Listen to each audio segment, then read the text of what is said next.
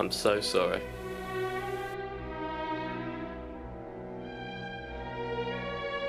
So anyway, I was just your cat's dead. Must be hard, you know, living without your cat. What? Oh, you don't know he's dead? Oh.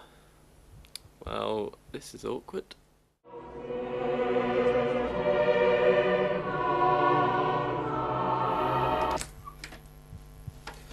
Dave! Your cat's dead.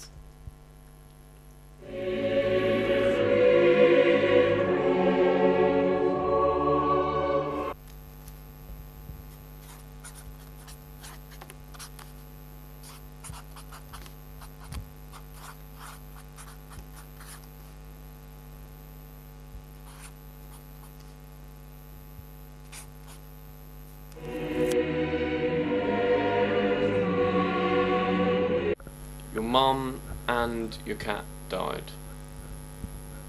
Actually, your mum didn't die, but your cat did die. Good news about your mum though, eh? In the words of Reginald D. Hunter, first he died, now he dead.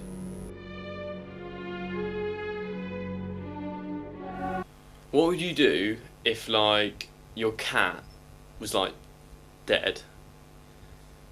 Because he is, so do it.